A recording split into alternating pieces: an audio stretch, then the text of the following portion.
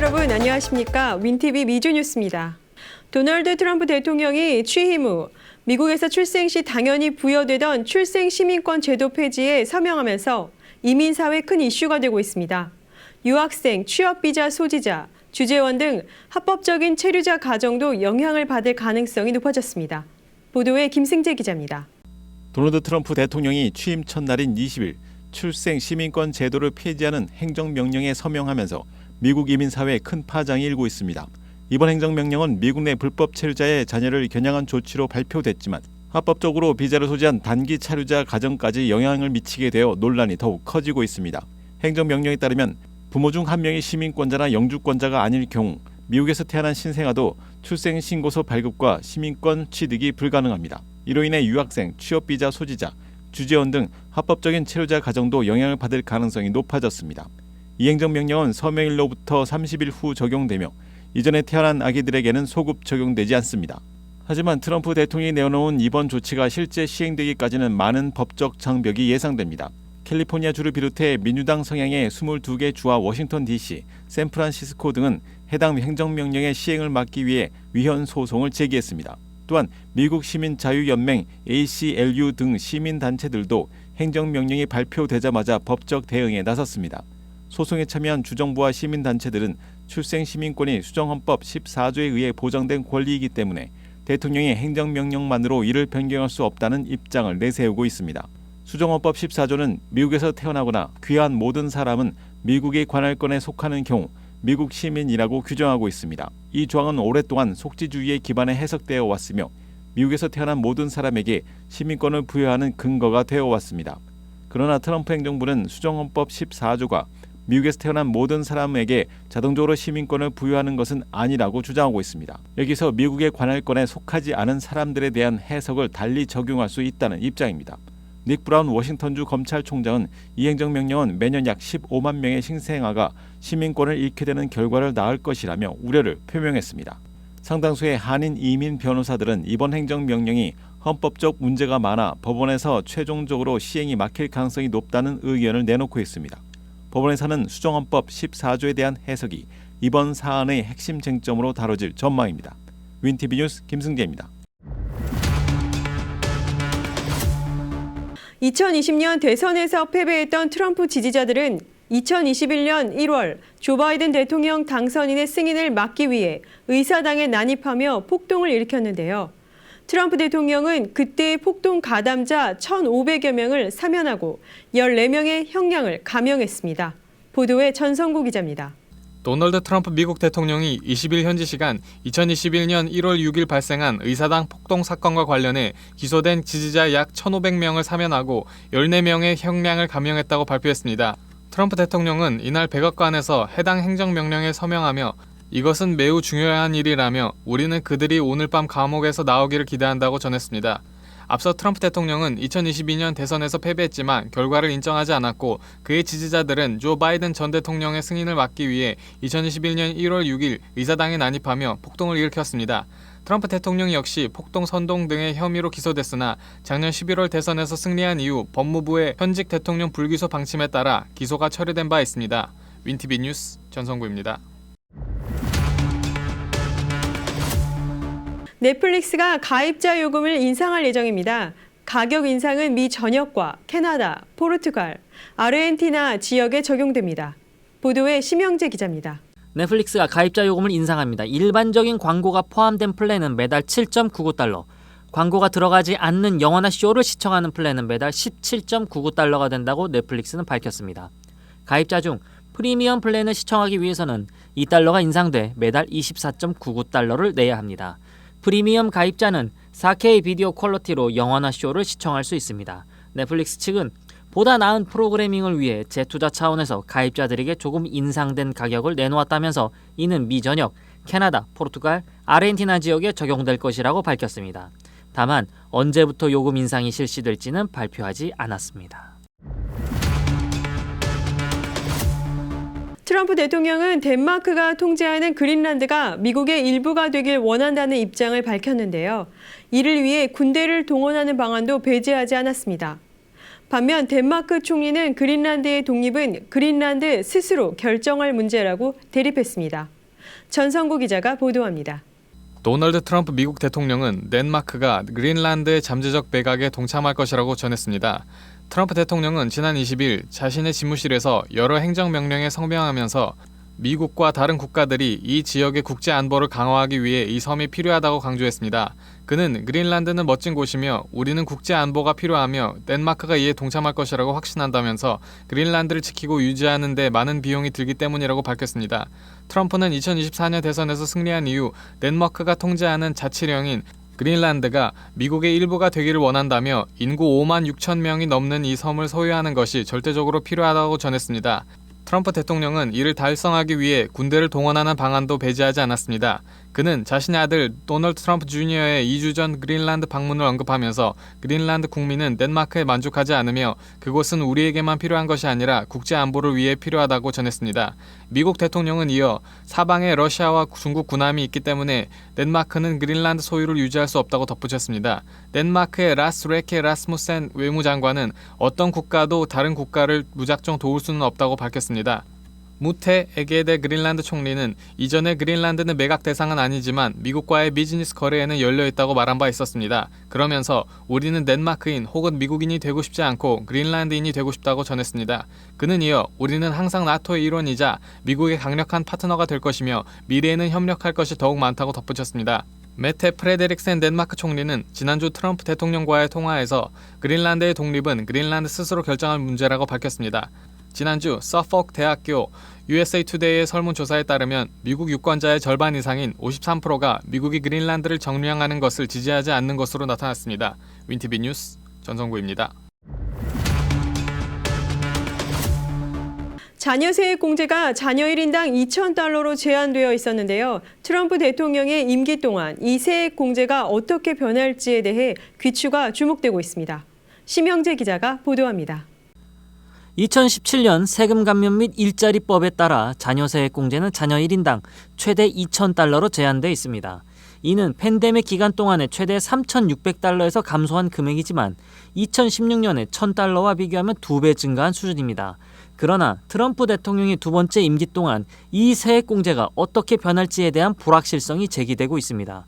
해당 법안은 2025년 말 만료 예정이며 의회의 조치가 없을 경우 자녀 세액 공제는 $1,000로 돌아갈 것으로 보입니다.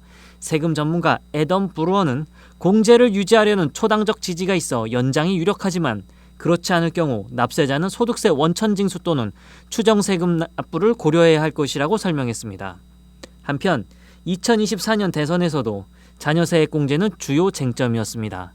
트럼프 대통령과 당시 부통령이던 카말라 해리스는 이 공제의 중요성에 동의했으나 수혜 대상에 대해서는 의견이 갈렸습니다. 특히 해리스는 비근로를 포함해 매달 지급하는 방식을 지지했으나 공화당은 근로하지 않는 부모에게 지급하는 방안에 반대했습니다. 현재 자녀 세액 공제는 17세 미만 자녀 1인당 최대 $2,000 세금 감면 혜택을 제공하며 소득세가 적은 가정은 적은 혜택을 받습니다.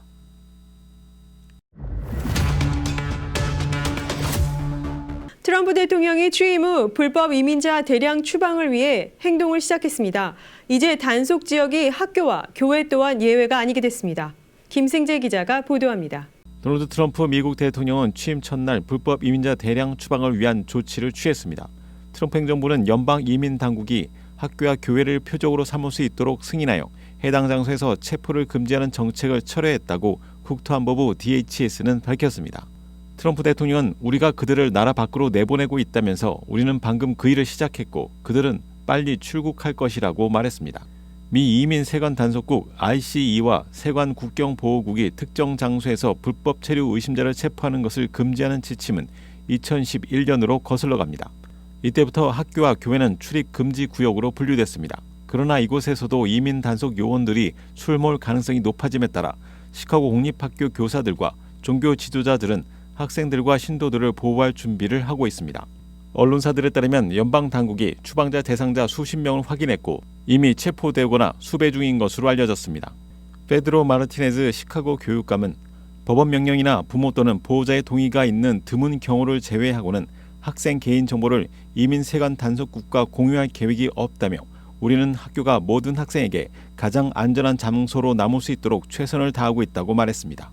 시카고 경찰 또한 지난 20일 성명에서 경찰청은 이민 신분만을 근거로 연방 이민 당국의 단속을 돕지 않으며 관련 정보를 연방 당국과 공유하지 않는다고 밝혔습니다. 프리츠커 주지사는 범죄 기록이 있는 대상자의 수가 처음 생각했던 것보다 훨씬 더 많을 수 있다고 말했습니다. 그는 연방 당국이 우리와 소통하지 않았기 때문에 그러한 집행 조치가 정확히 언제 이루어질지 알 수 없다며 시카고시에서만 처음에는 2,000명 정도가 표적이 됐다고 덧붙였습니다. 윈티비 뉴스 김승재입니다. 시카고 로컬 뉴스입니다. 일리노이는 장애를 가진 근로자를 위한 임금차별 금지법을 발효합니다. 장애를 가진 근로자에게 일리노이주에서 규정한 최저임금보다 더 적게 주려는 비즈니스 행태를 막기 위해 제이비 프리츠커 주지사가 팔을 걷어붙였습니다. 장애 근로자에게 일반 근로자를 위해 규정된 최저임금보다도 적게 지불해도 된다는 Fair Labor Standard Act를 더 이상 간과할 수 없다는 취지로 지난 21일 새 법안에 서명을 마쳤습니다. 이 법안은 똑같은 작업을 하더라도 장애인의 작업 성과를 일반인의 성과와 비율적으로 따져서 임금을 책정함으로써 결국 장애 근로자의 임금을 차별하는 것을 금지하고자 하는 것이라고 주지사는 지적했습니다. 프리츠커 주지사는 1938년도 법안은 시대의 흐름에 맞지 않으며 장애인들이 일을 한 것에 대한 보상이 차등적으로 적용되게 만드는 것이므로 이는 폐지돼야 한다고 강조했습니다. 주 하원 법안은 2029년까지 장애 근로자에게 적용되는 최저임금을 정상 근로자의 최저임금 수준으로 상향 조정하는 기간을 거친 후 2030년부터는 차별임금을 없앤다는 내용을 담고 있습니다. 지난 21일 시카고 지역 한인 교역자회 55년 기념 신년 예배 및 할애식이 심창섭 목사가 심우하는 헬로십 교회에서 열렸습니다. 네, 오늘 2025년 신년 할애를 저희 헬로십께 드렸는데요. 많은 분이 참석해서 너무 감사드리고 한 해 동안 하나님 은혜로 좋은 일도 정말 많았으면 좋겠습니다. 이날 할애식에는 시카고 지역 한인교회 협의회, 시카고 한인 선교협의회, 은퇴 목사회 등 교계 관계자들이 참석했으며 일부 신년 예배와 할애식 순서로 이어졌습니다. 시카고 지역 한인교육자 회장 양정석 목사의 사회로 장 에즈라 목사의 기도, 성경 봉독에 이어 시카고 목회자 부부 합창단의 특별 찬양의 순서가 이어졌습니다. 너희는 이 은혜에 굳게 서라는 제목으로 약속의 교회 김경수 목사가 말씀을 전했습니다. 교육자회 회계 김호근 목사의 인도에 따라 시카고 동포 사회와 교회들, 미국과 한국을 위해 중보 기도가 이어졌습니다. 시카고 지역 교육자회, 한인교회협의회, 한인선교협의회 회장단은 2025년을 함께 섬겨갈 새 임원진을 소개했습니다. 지난 회기 기관을 섬겨온 직전 회장 김광석 목사, 김영문 목사에게 감사패를 증정했습니다. 한 해를 시작하면서 이 신년 할애식을 통하여서 우리가 또 하나가 되어지고 또 하나님의 은혜 가운데 거하고자 또 애쓰고 힘쓰는 시간인데 이 귀한 은혜의 시간을 통하여서 올 한 해 우리 모든 목사님들과 또 이 시카고 지역의 모든 교회 위에 하나님의 은혜가 더욱더 크게 임하기를 간절히 소망합니다. 시카고 한인교회 협의회장 이성 목사의 사회로 진행된 할애식에서는 국민의례에 이어 김정환 주 시카고 총영사, 최은주 시카고 한인회장, 신영기 은퇴 목사회장, 임현석 선교협의회장의 신년사가 이어졌습니다. 이 자리에 참석한 은퇴 목사와 가족들을 대상으로 선물을 증정하고 축복송을 함께 부르며 새해 축복 인사를 나누었습니다. 한편 협의회는 오는 4월 6일 한인교회 백년사 출판 감사예배, 4월 20일 부활절 새벽 연합예배, 8월 8일부터 10일까지 할렐루야 대성회 등 2025년 계획된 행사를 소개했습니다. 오늘 2025년도 이제 새해가 되었는데 많은 일들이 일어나고 있죠. 미국은 또 이제 새로운 대통령이 또 취임을 하기도 했고, 한국은 아직까지 정치적으로 여러 가지 경제적으로 힘들고 어려운 과정들을 겪고 있는데 이렇게 어수선한 가운데 아마 여러분들도 마음이 그렇게 평안할 수는 없을 거라 생각이 되어지는데, 그럼에도 불구하고 하나님께서 여러분의 모든 삶 가운데, 여러분의 어떤 사업 가운데, 직장 가운데 놀라운 은혜를 베풀어 주셔서 올 한 해도 주님의 은혜가 넘치는 귀한 한 해의 삶이 되기를 간절히 소망하고요. 저희들도 열심히 모든 분들을 위해서 기도하고 노력하도록 하겠습니다. 신년 할애식은 새로운 한 해의 시작을 알리는 교계 중요한 행사로 한인 교역자들이 함께 모여 서로 덕담을 나누고 축복하는 시간으로, 이러한 행사를 통해 서로의 신앙과 연결을 강화하며 다양한 계획된 행사로 한인 교회의 화합과 발전을 도모하기를 기대합니다.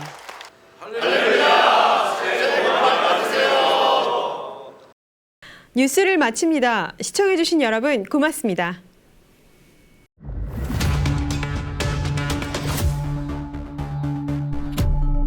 시카고 한인동포 일간지 한국일보는 전자신문으로도 배포됩니다. 시카고 한국일보 무료 신문은 가까운 한인 식당이나 마켓에서 볼 수 있습니다.